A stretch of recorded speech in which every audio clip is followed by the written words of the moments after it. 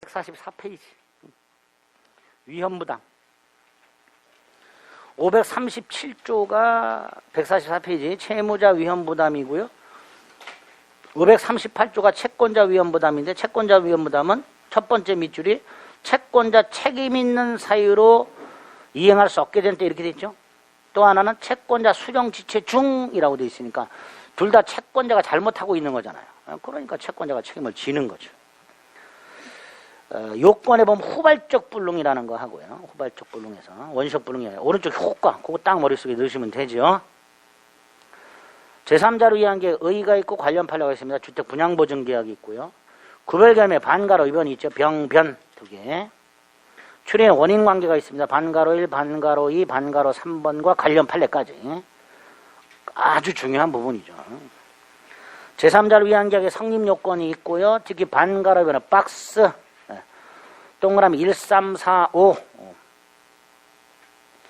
효력의 조문 있죠? 달달달 외워야죠. 이것도 조문을. 밑에 반가를 1번에 동그라미 1번이 있습니다. 권리의 발생 시기와 수기 의사 표시. 그 다음에 이제 제3자의 지위라고요. 오른쪽에 보면 박스가 있습니다. 특히 2번에 수기 의사 표시 후가 있죠. 거기에 양가로 1, 양가로 2, 양가로 3번까지. 관련 판례까지. 그리고 반가로 2번 요약자에 대한 효력이 있고요. 계약 해제권 있죠. 거기 밑줄 그어져 있는 거. 그 정도까지 확인하시면 됩니다. 해제가 있습니다. 다음 페이지. 양가로 1번에 구별 개념 있죠. 반가로 1번에 합의 해제가 있고요. 적어도 동그라미 1, 2 두 개는 결론 기억하셔야 돼요. 맨 밑에 실권약관에 잔대금 지급하지 않으면 어쩌고 저쩌고가 있습니다. 그거 판례 확인하시고요. 오른쪽에 가운데 법정 해제권이 있습니다. 동그라미 1번에 이행지체가 있고 기억에 보통행지체가 있죠. 544조가 있고요. 그 밑에 표가 있습니다. 1번, 2번 있고요. 2번 밑에 당구장 표시가 있습니다. 그 5개가 있죠. 이게 최고 필요 없는 것들 모아놓은 거죠. 그 다음에 넘기면 관련 판례가 2개가 있습니다. 하나가 이행거절이고 또 하나가 과다최고죠.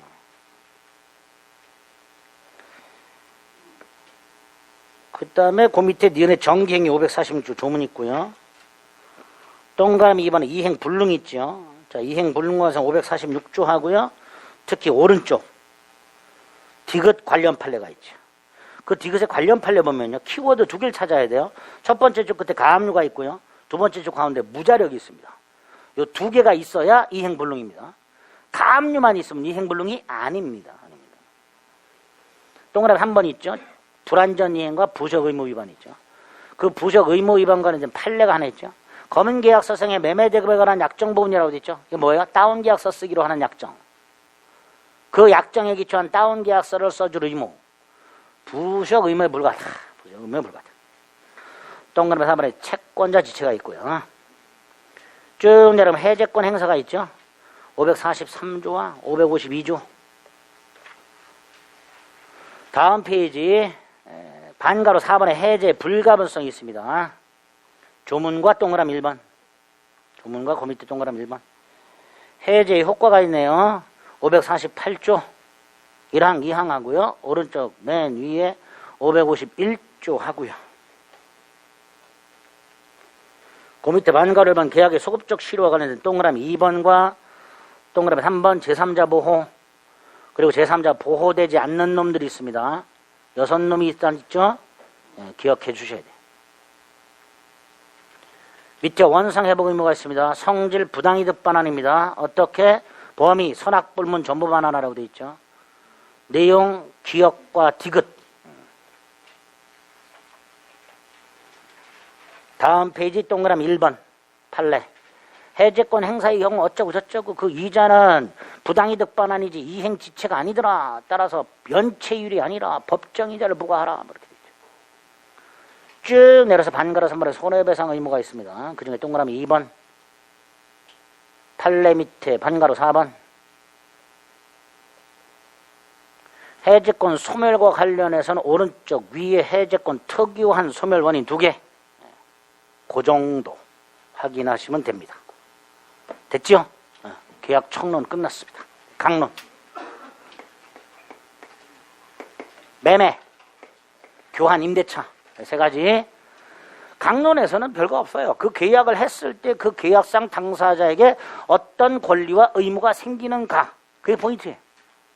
매도인 권리 의무, 매수인 권리 의무, 임대인 권리 의무, 임차인 권리 의무. 이게 핵심이에요. 그거 생각하시면 돼요. 먼저 매매는 매도인은 재산권 넘겨주기로 약속을 하고 매수인은 대금 지급을 약속하죠. 이게 매매예요. 일방은 재산권 이전을, 상대방은 대금 지급을 약속함으로 성립합니다. 쌍무죠. 유상이지. 낙성이고요. 분료식이며 일시적 계약이죠. 유상, 쌍무, 낙성, 분료식, 일시적 계약 이렇게 되겠죠. 자, 여기서 특징, 재산권. 꼭 소유권이어야 돼요. 뭐 주로 소유권이겠죠. 근데 임차권 양도할 수 있죠. 지상권도 양도할 수 있죠. 특허권도 양도할 수 있죠. 꼭 소유권에 한하는 것은 아니구나. 이렇게 되죠.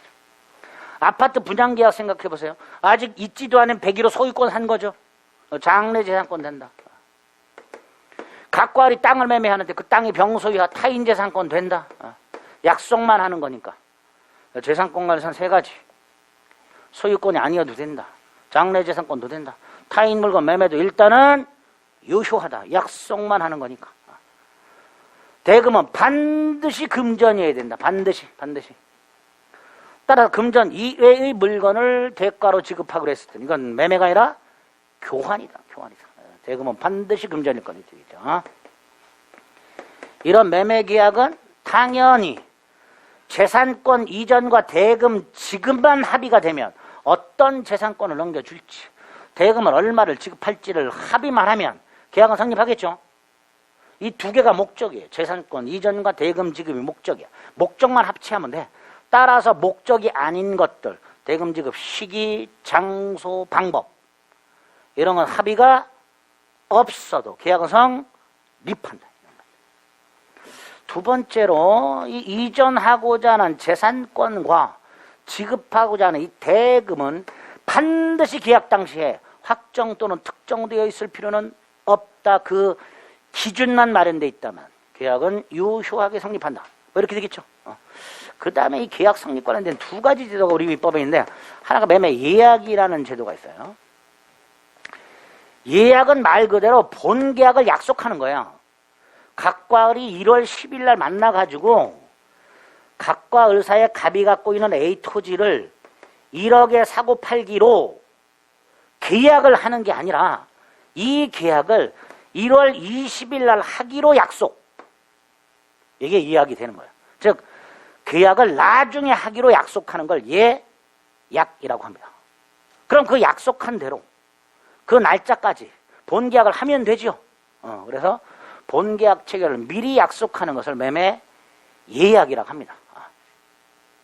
자, 이때 이 매매 예약 중에서 우리 민법은 일방 예약만 규정을 두고 있어요. 일방 예약. 그럼 일방 예약이 뭐냐? 예약을 한 당사자 중 한 사람에게만 예약 완결권이라는 권리를 주는데요. 이 예약 완결권은 형성권으로서 예약 완결권을 가지고 있는 자가 예컨대 을이 갖고 있어.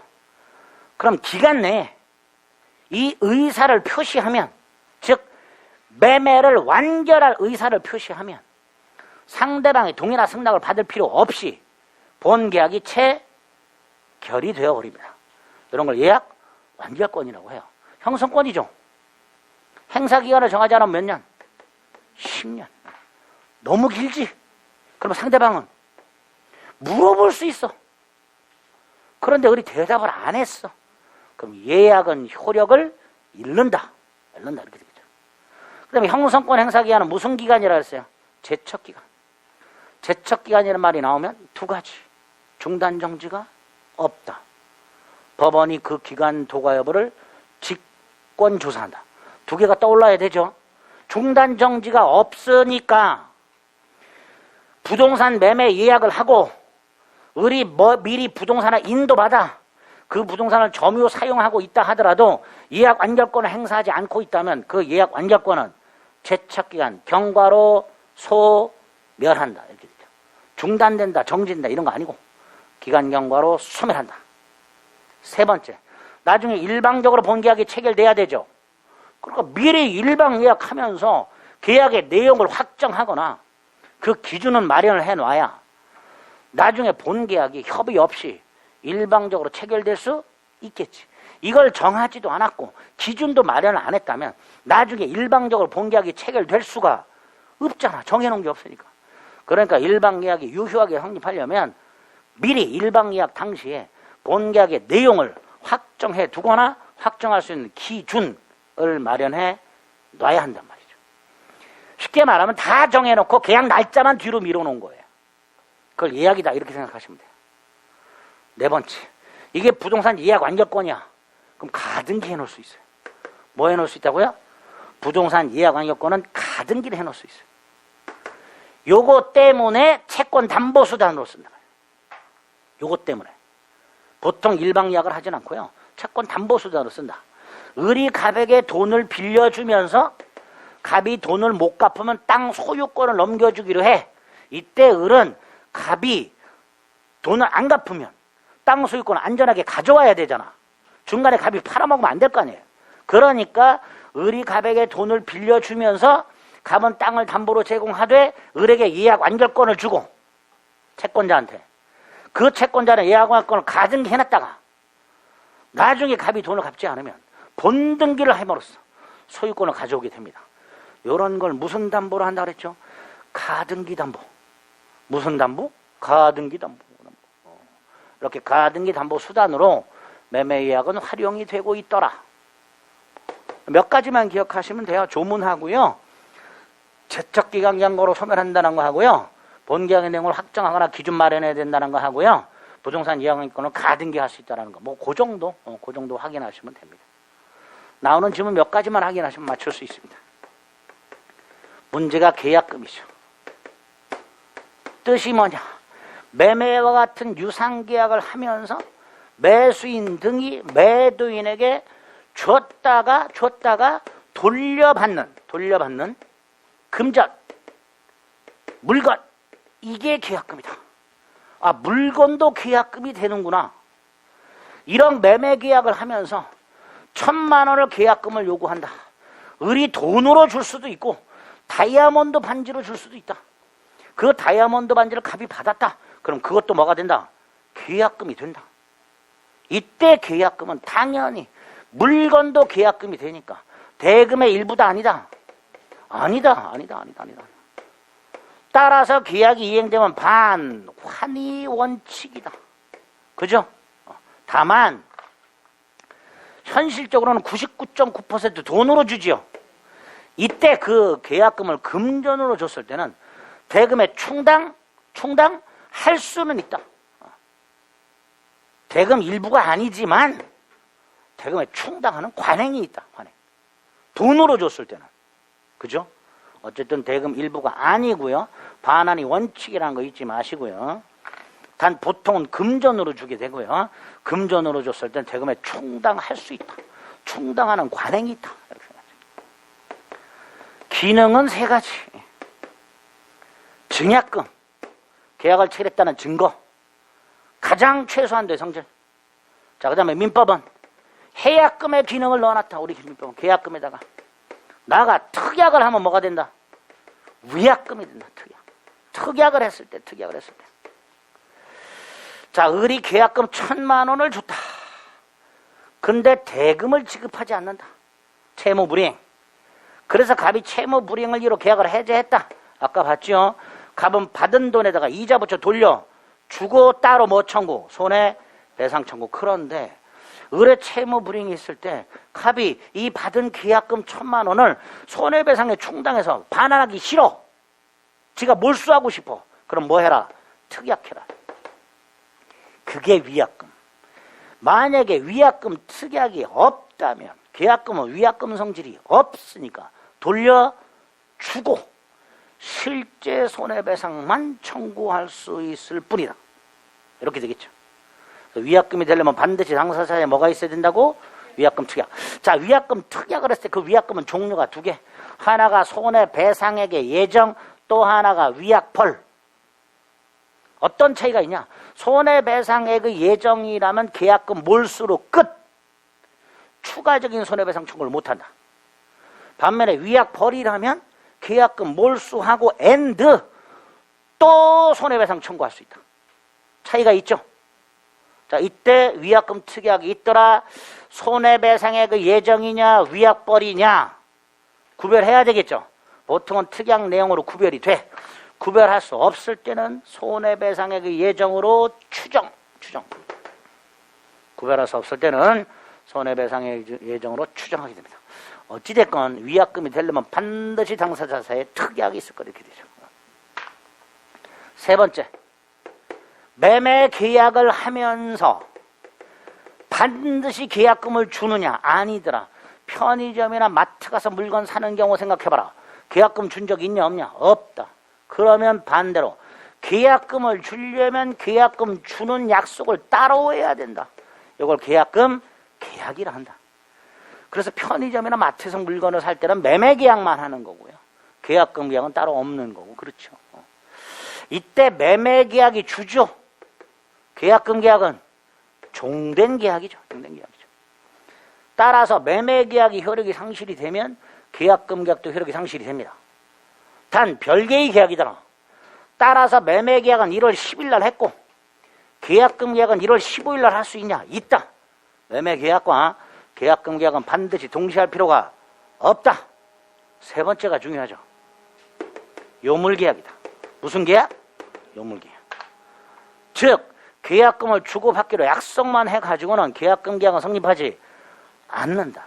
주고받아야 계약금 계약이다. 따라서 1월 10일 날 매매 계약을 하면서 계약금은 15일 날 주기로 약속을 했다. 그럼 매매 계약만 한 거고 계약금 계약은 없는 거예요. 두 번째, 계약금은 대금 일부가 아니라 그랬어. 그러니까 15일 날 갑이 계약금 청구했을 때 을은 지급할 의무가 없어. 계약금을 지급할 의무 따위가 없는 거예요. 계약상 의무가 아니야. 계약금을 주기로 약속만 했으니까 매매 계약만 한 거지 계약금 계약은 없는 거예요. 따라 계약금 지급 의무 따위는 없어. 그래서 을이 약속한 계약금을 지급하지 않았다 하더라도 채무 불이행이 아니니까 매도인은 계약을 해지할 수가 없다. 그런데 현실로 돌아오면 15일 날 주기로 했어. 갑이 15일 날 계약금을 요구해. 을은 주지요. 보통 주지요. 그게 계약금 계약. 15일 날 갑이 을에게 계약금을 요구하고 을이 계약금을 줬어. 그게 계약금 계약. 두 번째, 안 줬어. 그럼 갑은 계약을 해지하죠. 보통. 을은 가만히 있죠. 그죠? 보통 그렇잖아. 그렇게 살아왔을 뿐이다. 법을 모르고. 그게 법이라고 생각하시면 안 돼요. 그렇게 관행적으로 살아왔을 뿐 그건 법이 아니란 말이에요. 그래서 판례. 을은 계약금을 지급할 의무가 없으며 설령 계약금을 지급하지 않았다 하더라도 갑은 매매 계약을 해지할 수가 없다. 이게 판례. 요물계약이란 거 잊지 마세요. 그 다음에 이제 요 해약금 우리 민법이 부여한 거 536조 565조인가? 헷갈린다. 몰라. 565조인가? 예. 제 몇 조인지 몰라도 돼. 몰라도 돼. 맞을 거예요. 565조. 우리 민법 565조에 의하면 갑과 을 사이에 계약금을 수수했어. 계약금을 수수했다는 것은 계약금 계약을 했다는 거죠. 그죠? 예? 계약금 계약을 하면요. 계약금을 주고받으면요. 양당사자에게 해제권이 하나씩 생겨. 자, 이 해제권 앞에서 봤던 채무 불이행을 이유로 한 해제인가요? 아니잖아. 계약금 계약을 했더니 생겼잖아. 약정 해제권. 무슨 해제권? 약정 해제권. 계약금 계약을 통한 해제권. 이 해제권을 언제까지 어떻게 행사할까를 규정해놨어요. 그게 565조에. 언제까지 행사할 것인가? 당사자 일방이 이행에 착수할 때까지, 즉 이행 착수 전까지만. 그 말은 둘 중에 한 놈이라도 이행을 착수하면 이 해제권은 더 이상 행사할 수가 없다, 이런 뜻이에요. 그러니까 이행 착수가 대단히 중요하겠죠. 이행 착수인지 아닌지 갑과 을이 계약을 한 다음에 어떤 행동을 했을 때 이게 이행 착수냐 아니냐가 굉장히 중요할 텐데 이 개념 자체가 애매하단 말이죠. 그래서 우리 대법원이 이행착수란 이런 거다. 이행 준비만으로는 부족하다.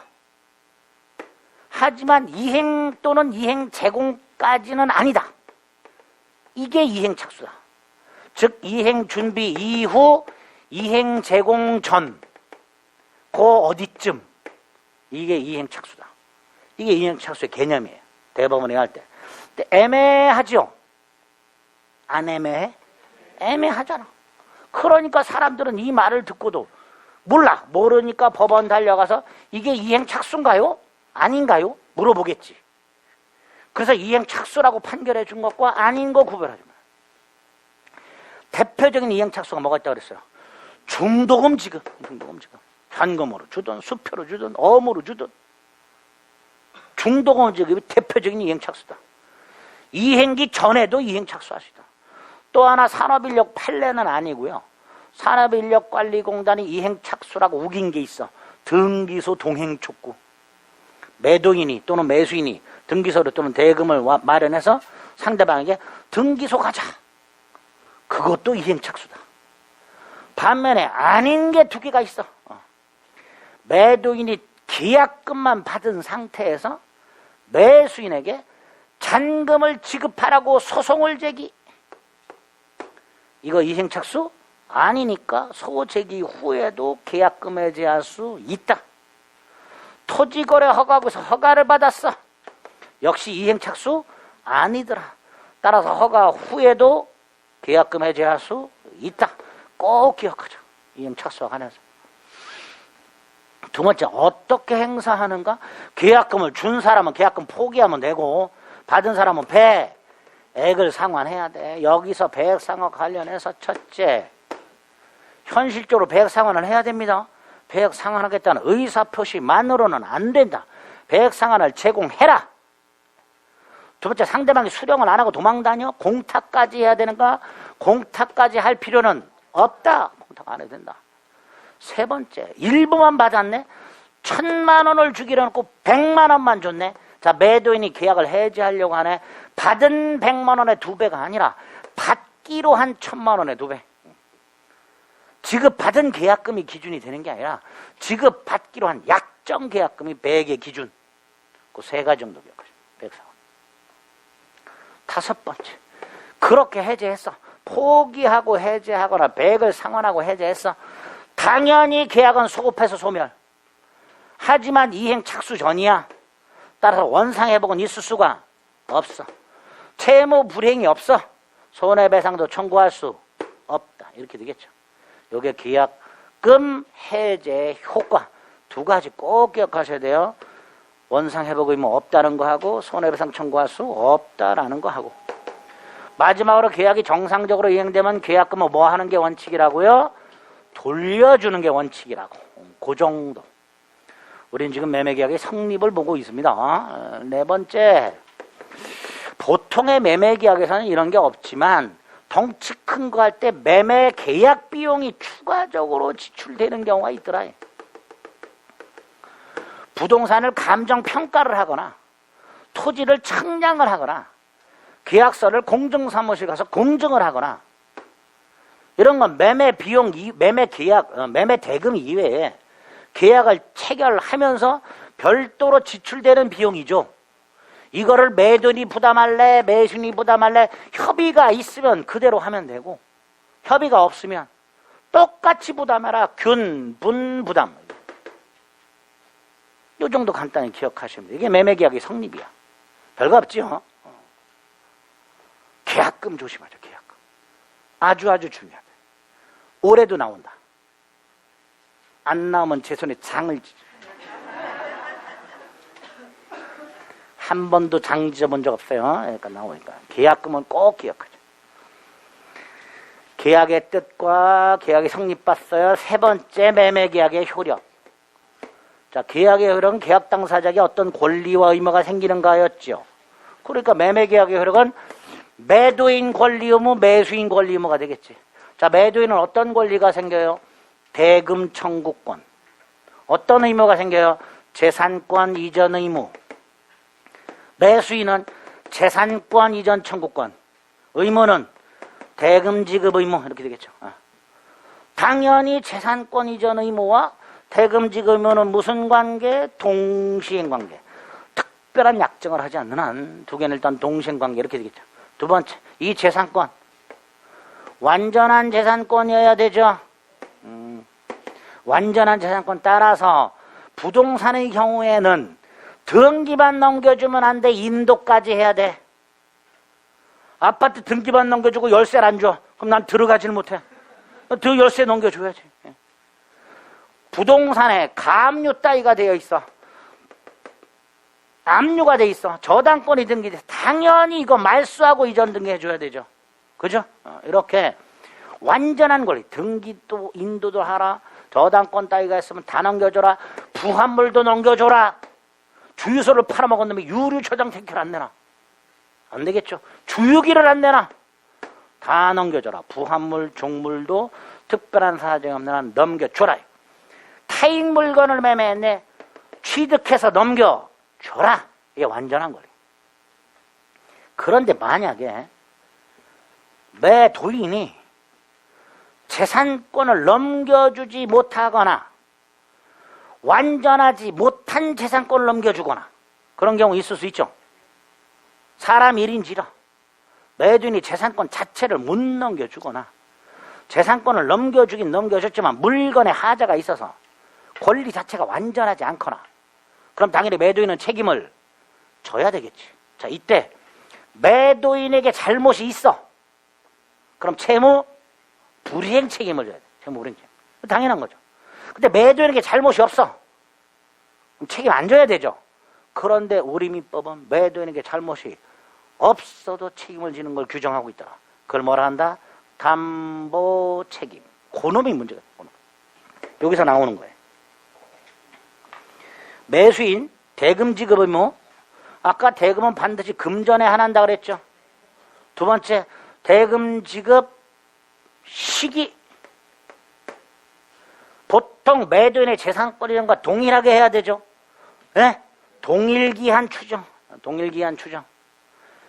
둘의 의무는 동생관계니까 양당사자의 의무 중에서 한쪽만 이행기한을 정해놓으면 당연히 상대방은 동일기한이 있는 걸로 추정하겠지. 조문. 대금 지급 장소. 약정을 했어. 그럼 약정 장소에서 약정이 없어. 원칙이 매도인의 현주소지.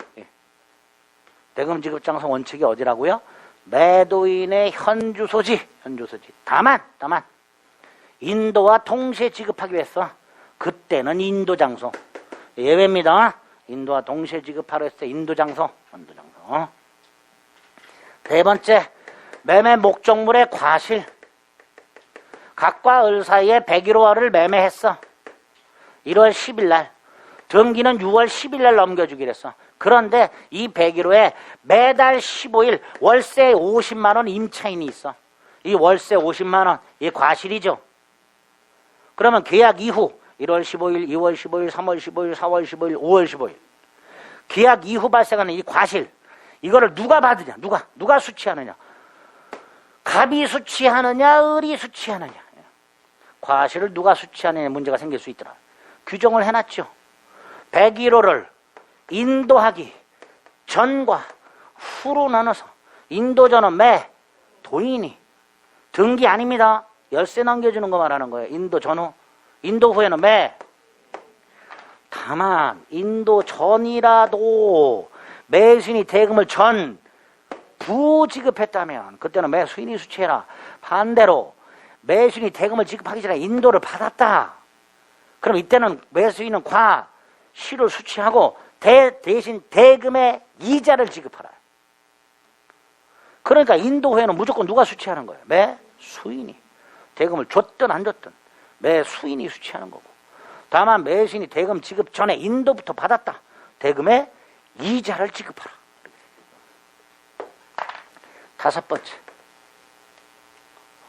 갑과 을 사이에 101호를 매매했어요. 등기부에 소유권자가 갑으로 되어 있어요. 그럼 을도 중개사분도 철석같이 갑을 소유자라고 믿겠지. 등기부에 갑이 소유자라고 돼 있으니까. 그런데 계약을 하고 난 다음에 며칠 뒤에 갑의 부인 병이 나타나서 내 거래. 그러면 등기부를 믿어야 된다. 병의 권리를 주장을 믿어야 된다. 뭘 믿어야 된다 그랬어요? 등기부를 믿어야 돼요. 병의 권리 주장을 믿어야 돼. 누구도 믿으면 안 된다 그랬죠. 어떤 것도 믿으면 안 된다 그랬죠. 왜? 얘가 소유자일 수도 있고요. 얘가 소유자일 수도 있잖아. 그렇잖아요. 그러니까 등기도 믿어서는 안 되고 병의 권리를 믿어서도 안 되고 그래서 모여가지고 누가 진정한 소유자인지 밝혀줘야지. 그때까지 을은 돈 주면 돼, 안 돼?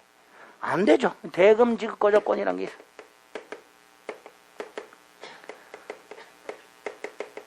또 우겨. 등기부에 갑이 돼 있으니까 갑을 소유자로 생각하면 되는 거 아니냐고. 아니라 그랬죠. 우린 등기 공신력 인정 안 된다 그랬어. 만약에 병의 주장이 진짜라면 이 갑 등기는 무효란 말이죠. 그렇죠? 그럼 을의 입장에서는 똥 밟는 경우가 생긴단 말이죠.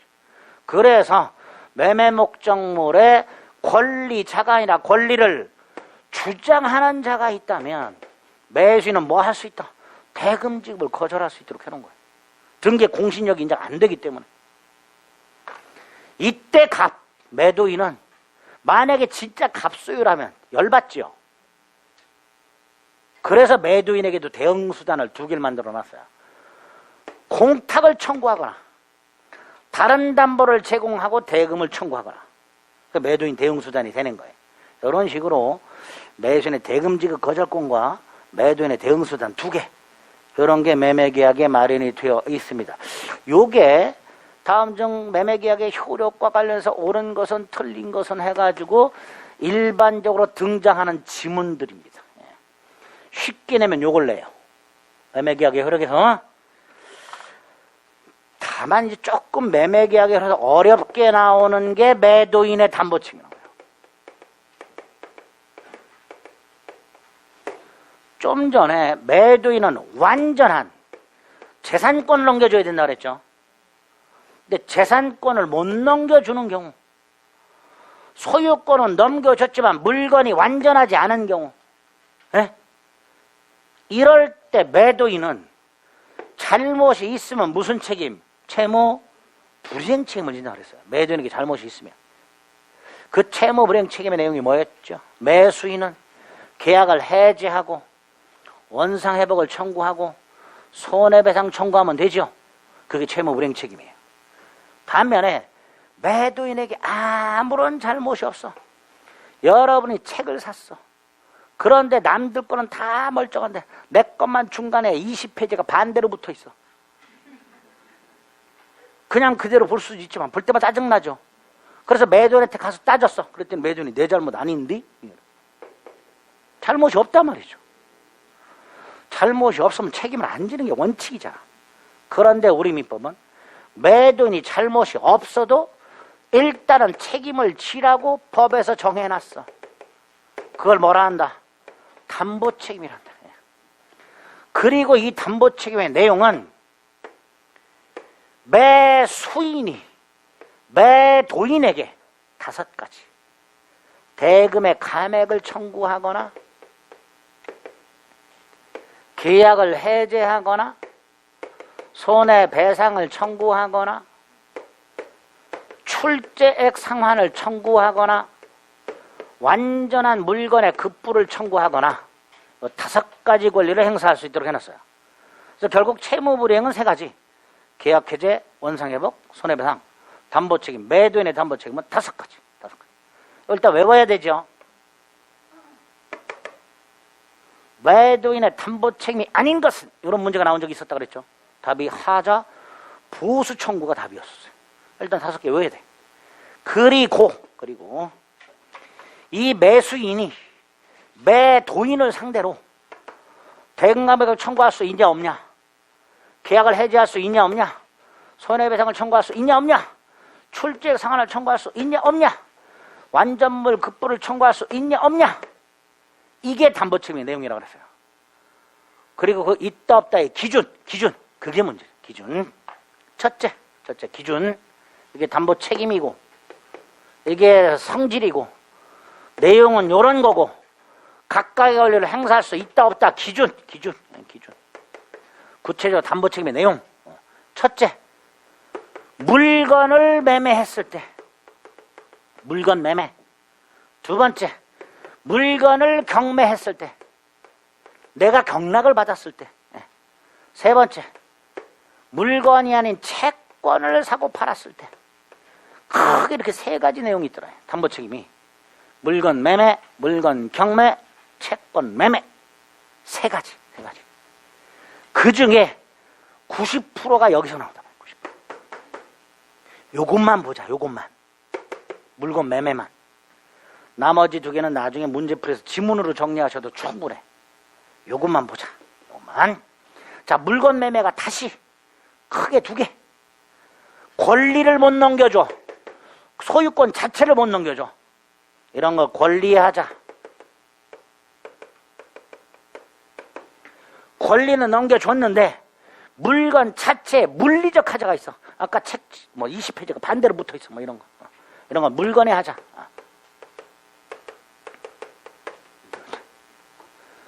그리고 권리의 하자가 5개.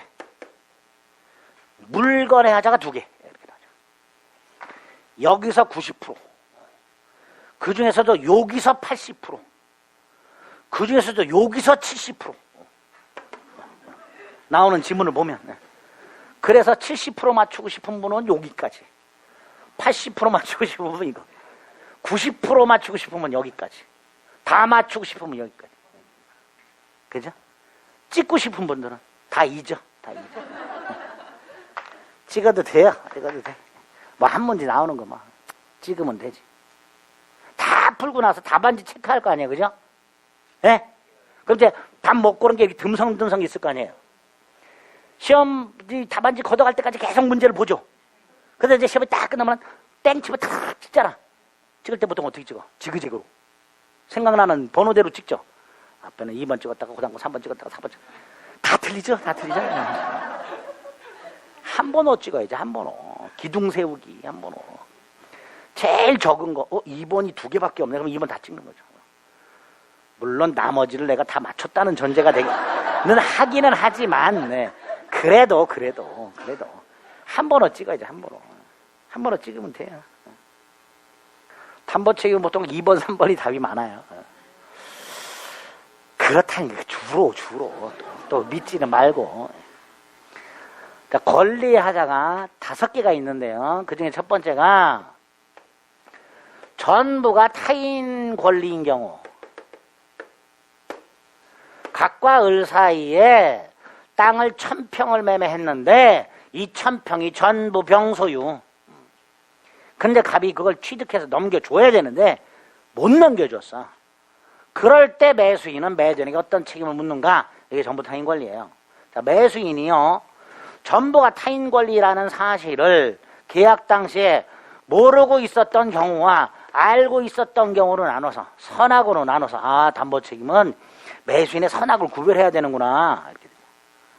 선이라면 계약을 해제하고 손해배상 청구할 수 있고요. 악의라면 해제만 할 수 있도록 해놨어요. 이게 전부 타인 권리야. 그런데 이 전부 타인 권리는 이런 경우도 있지 않냐. 매도인 갑 네가 이 전부가 병소라는 사실을 모르고 있는 경우도 있을 수 있단 말이죠. 등기엔 공신력이 없으니까 갑이 자기 거라고 철석같이 믿고 있지만 엉뚱하게 다른 사람 소유인 경우도 있을 수 있으니까 매도인도 선이라면 해제를 할 수 있도록. 매도인도 선이라면 해제할 수 있도록. 이때 매도인이 선이어서 계약을 해제하는 경우에 매수인이 선이라면 손해를 배상해야 될 것이고. 왜? 선의 매수인은 손해배상 청구권이 있으니까. 만약에 매수인이 악의라면 매도인은 손해를 배상할 필요가 없을 것이고. 이렇게 되겠죠. 이게 전부 타인 권리예요. 아무것도 아니야. 두 번째가 일부 타인 권리라고 1000평을 매매를 했는데 700평은 갑소유, 300평은 인접한 병소유. 그런데 이걸 못 넘겨줬어. 300평을. 일부 타인에게 속하는 권리를 못 넘겨줬어. 이게 일부 타인 권리 매매. 자, 이때 매수인은 일부가 병소유라는 사실을 계약 당시 알았든 몰랐든 300평 값을 까달라 대금감액 청구. 선악불문. 을이 선이었든 악의였든 선악불문 300평 돌려달라 대금감액 청구할 수 있단 말이죠. 나아가 선이었다면 해제도 할 수 있고 손해배상도 청구할 수 있어. 그리고 전부타인 권리는 그런 게 없었는데 여기부터는 기간이 제한돼. 1년 내 해야 돼. 1년 내. 자, 이때 악의의 매수인 1년 내에 대금감액 청구할 수 있죠. 언제부터 1년이냐? 악의의 매수인 계약을 한 날로부터 1년. 계약을 한 날로부터 1년. 반면에 선인은 대금감액 청구할 수 있고 계약 해지할 수 있고 손해배상 청구할 수 있죠. 그걸 1년 내. 언제부터? 사실을 안 날로부터 1년. 여기서 사실을 안 날에서 그 사실이 뭐냐? 그 사실이 뭐냐? 일부가 병에 속한다는 사실. 이 아니라 그 일부를 내가 소유권을 취득할 수 없게 됐구나 결국. 그걸 안 날로부터 1년. 일부가 병소에 속한다는 사실을 안 날을 의미하는 게 아니고 그 병소에 속하는 일부를 취득할 수 없게 되었구나 라는 사실 안 날. 일단은 악의는 계약을 한 날로부터 1년, 선의는 사실을 안 날로부터 1년. 이거 잊지 말자. 이게 일부 타인 권리예요. 세 번째가 목적물의 수량이 부족하거나 일부가 멸실이 되어 있는 원시적 일부 물론 각과 을 사이에 1000평 매매 계약을 했고 을이 1000평 값을 다 줬는데 나중에 측량을 했더니 700평밖에 안 되더라 땅이. 즉 300평이 부족하다. 이럴 때 매수인은 선의만 대금의 감액을 청구하거나 계약을 해지하거나 손해배상을 청구하거나 이거를 1년 내 하라 너도. 선이니까 언제부터? 안 날로부터 1년. 그 부족한 부분에 대한 권리를 취득할 수 없게 되었구나 라는 사실 안 날로부터 1년. 요거만 알아도 70%는 풀린다고 그랬어요.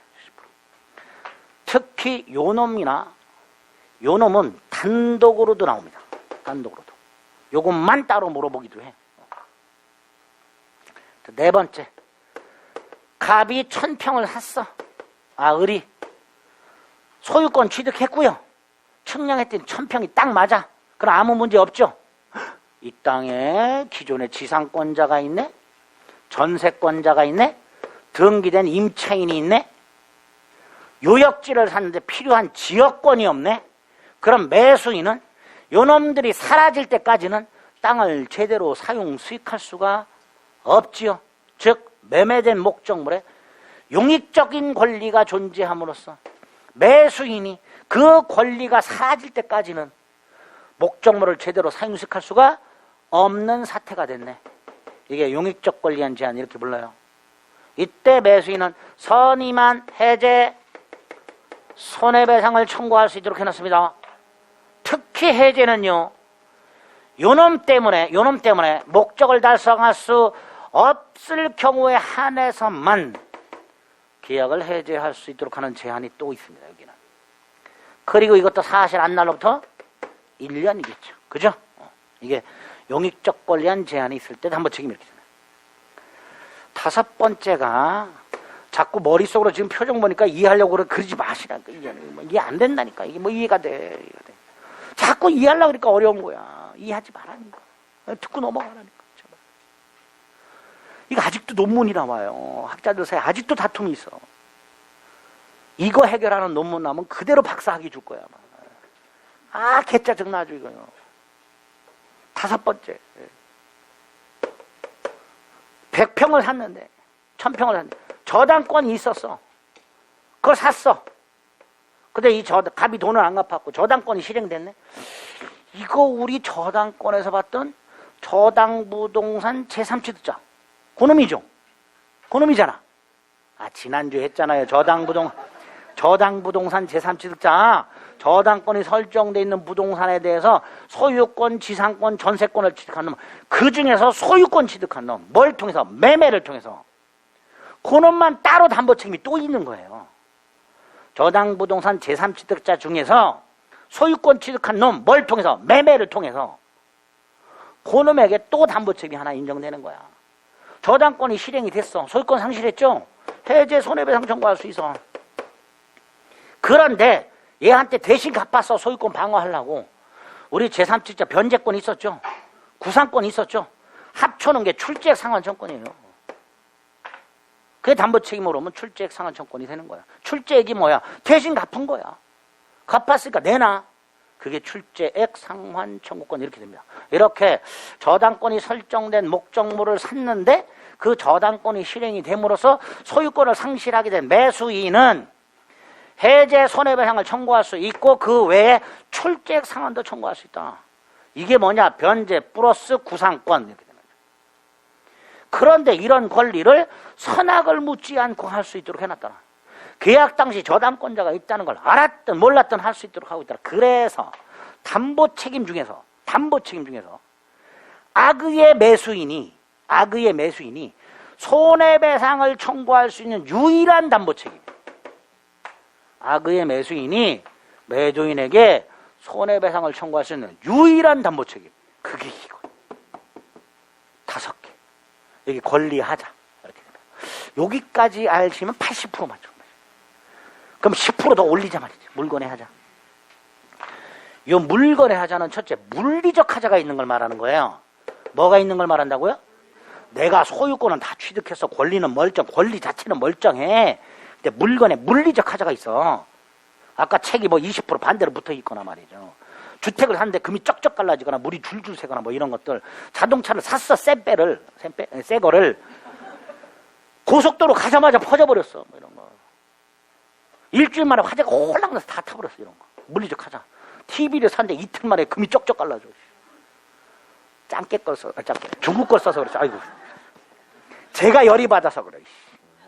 TV를 산 지 3년도 안 된 말이지. 액정이 나갔어. 가만히 있다가. 뜯어봤더니, LG 건데, 뜯어봤더니 중국 거야. 뒤에 그 판이. LG가 중국 공장에서 생산한 거래. 그래서 인터넷에 열려 찾아봤어. 심하대. LG 건데. 이씨, 이거 밝혀되나? 이씨. 잘 나간대, 백라이트가. 다 갈아야 된대. 가는 데만 한 30만 원 줘야 되고요. 2사람의 기사분이 와가지고 2시간을 수리를 2시간. 세상에. 그것도 2년, 3년도 안 돼서. 제 기사분한테 그랬어. 이거 회사 잘못 아니냐고, 이거 담보 책임 얘기를 했지. 근데 사실은 담보 책임을 추구를 못 해요. 이 담보 책임은 6개월 내에 해야 돼. 담보 책임. 아예 안 되는 거야. 안 되는 거야. 근데 이거 회사 잘못이냐, 이거 따졌죠, 막. 중국 거 아니냐, 말이지. 왜 국내 생산 안 했냐. 3년도 안 돼서 퍼진다는 거, 이건 회사 잘못 아니냐. 그랬더니 자기들도 어쩔 수가 없대요. 그래서 회사에서도 그걸 알고서요, 이 백라이트 가격을 반값으로 낮춰놨대. 반값으로 낮추기에 문제냐 말이지. 응? 이거 공짜로 해줘야 되지 않냐고. 그랬더니 무슨 뭐 무상수리 기간이 1년밖에 안 된대. 뭐 자기들끼리 이렇게 정해놓은 거잖아. 그 줬어요, 돈을. 에이, 열받아. 그런 게 담보 책임이에요. 그런 게 물건의 하자. 네? 두 번째. 우리 대법원에 의하면요, 내가 공장 지려고 땅을 샀어. 근데 거기에 공법적 제한에서 공장을 못 줘. 땅은 멀쩡해. 공장 짓는데 아무런 문제가 없어. 근데 공법적 제한이 있어서 공장을 못 줘. 이것도 물건의 하자랍니다. 그러니까 물건의 하자가 우리 대법원에 하면 2개가 있는 거예요. 물리적 하자와 법률적 장애. 이게 물건의 하자예요. 자, 이 물건의 하자가 3번째. 계약 당시 존재해야 돼요. 이건 당연한 거고요. 그 하자를 매수인이 전혀 몰라야 돼요. 선의 무과실. 선의만 갖고는 안 돼. 선의 무과실해야 돼. 그리고 이 권리를 6개월 내에 행사하도록 돼. 1년이 아니라 6개월 내에. 마지막으로 물건이 2 종류가 있어. 주택 같은 건 어때요? 그것만 있죠? 전 세계 그거 하나 있잖아, 내가 산 거. 그런 걸 특정물이라고 해요. 동종료 물건으로 대체가 불가능한 거. 그러나 자동차나 TV처럼 동종료 물건으로 대체가 가능한 거, 이걸 종류물 불특정물이라고 해요. 이렇게 나눠. 자, 정리. 물건의 하자는 물리적 하자 또는 법률적 장애. 예? 계약 당시 존재. 매수인은 선의무과실. 6개월 내 행사. 그리고 특정물, 불특정물. 둘 다 공통적으로 그 하자 때문에 계약 목적을 달성할 수 없다면 계약을 해제해야지. 손해배상 청구해야죠. 이게 기본. 거기에다가 요 놈은 해제 손해배상 청구 외에 뭐 할 수 있다. 멀쩡한 물건 내놔라. 새 거 내놔라. 하자 없는 물건, 새 물건 내놔라. 요거를 완전물 급부 청구. 요렇게 부릅니다. 그러니까 불특정물의 경우에는 해제 손해배상 청구에 뭐도 인정된다? 완전물 급부 청구. 여기까지가 담보죠. 여기까지 아시면 80% 정도를, 90% 정도를 해결할 수 있게 됩니다. 그냥 한번 들었다가 문제풀이에서 정리하시면 돼요. 156페이지. 2번에 매매의 성립의 양가로 1번. 반가로 1, 반가로 2. 자, 매매 예약 조문 있죠? 조문 기억하셔야 돼. 특히 564조 1항은 옳은 지문으로 그냥 잘 나와요. 564조 1항 자체가 옳은 지문으로 그냥 나와요. 2항 3항도 확인하시고 오른쪽 반가로 1번 끝부분에 보면 주로 채권담보 수단으로 이용된다고 돼 있죠? 가등기 담보를 말합니다. 반가로 2번 동그라미 1, 동그라미 2, 박스 3번, 박스 밑에 동그라미 3번. 양가로 3번에 계약금의 반가로 2번, 동그라미 1, 2, 3. 계약금의 법적 성질, 증약금, 최소한도의 성질. 다음 페이지. 해약금, 민법이 부여한 거. 그래서 일단 계약금은 해약금으로 추정해. 그 다음에 위약금. 반드시 특약이 있어야 돼. 1번. 그래서 관련 판례. 위약금 특약이 없는 이상 실제 손해배상만 청구할 수 있을 뿐이다. 그랬죠? 관련 판례. 그 다음에 해약금에 의한 해제 반가로사의 동그라미 1번. 동그라미 2번 박스. 특히 2번, 3번. 해제권 행사 기간. 당사자 1방 2번. 당사자 1방에 2번. 이행착수 1번. 이게 이행착수의 뜻. 대법원에 의할 때. 오른쪽. 양가로 1, 양가로 2. 이행착수. 인 거 아닌 거 구별. 특히 아닌 거 두 개는 꼭 기억하자. 그 밑에 2번. 이행기 전에도 이행착수할 수 있다. 당연한 거고. 4번에 해제효과 박스 1번, 2번. 5번은 계약금을 주고받은 상태에서 매수인이 잔금을 안 줘. 그럼 매도인은 계약금 해제 말고 채무 불이행을 이유로 해제할 수 있죠. 아, 계약금 해제권과 법정 해제권은 별개구나. 계약금을 주고받아서 계약금 해제권이 있는 상태에서도 일방의 채무 불이행이 있으면 따로 법정 해제권이 생기는구나. 동그라미 5번이 되겠죠. 밑에 양가로 4번 매매계약 비용이 있습니다. 매매 효력이 있어요. 쭉 내려오면 과실수취권이 있습니다. 동그라미 1번. 다음 페이지 동그라미 2번. 그 다음에 양가로 2번에 있는 반가로 1, 2, 3, 4, 5. 그냥 요 자체가 잘 나온다 그랬어요. 주문 자체가. 4번에 담보 책임이 있죠. 오른쪽에 보면요. 양가로 3번이 먼저 나와 있습니다. 권리의 전부가 타인에게 속한 경우. 그 앞머리 따놓은 게 전타, 선해선, 낙해, 도선해요. 전타, 전부 타인 권리. 선해선, 선의 해제, 손해배상 청구, 악의 해제, 도선의 매도인도 선이라면 해제. 쭉 내려서 양가로 4번 일부 타인 권리, 일타 대감 선해선은 선악불문 댕감액, 선의는 해제, 손해배상. 한 장을 넘겨서 그거를 4번 제척기간. 선의는 안날로부터 1년, 악의는 한날로부터 1년. 그 밑에 관련 판례 안날의 의미가 뭐냐 말이죠. 양가로 5번의 수량 부족과 일부 멸실, 부실, 선의만 대금감액 청구, 계약 해제, 손해배상 청구. 안날로부터 1년. 6번에 용익적 권리가 있어요. 요건에 보면 동그라미 1번에 목적물에 지상권 따위가 존재해. 동그라미 2번에 뭐 내가 요역지를 하는데 필요한 지역권이 없어. 3번에 등기된 임대차가 있어. 그래서 내가 목적물을 제대로 사용, 수익할 수가 없어. 선의만 해제, 손해배상. 특히 해제는 반가로 2, 첫 번째 칸에 가로, 계약 목적을 달성할 수 없는 경우에 하나여 계약을 해제할 수 있다.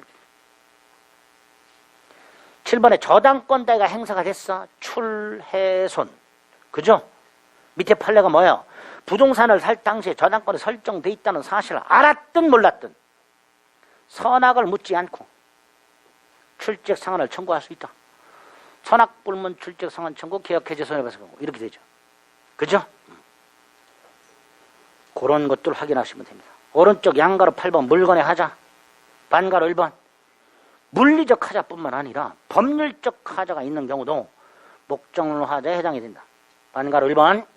그리고 구체적으로 반가로 3번 특정물이 있고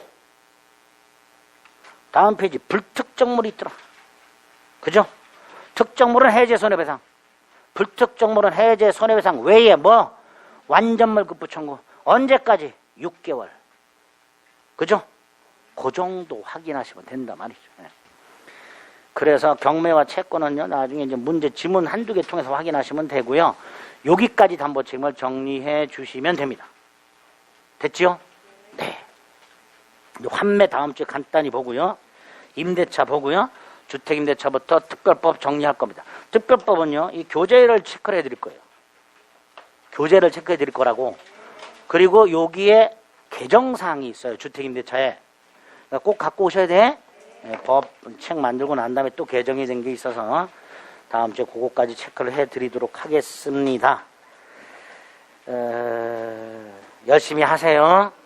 하면 돼. 믿고 따라오시면 됩니다. 여기까지 하겠습니다. 수고하셨습니다.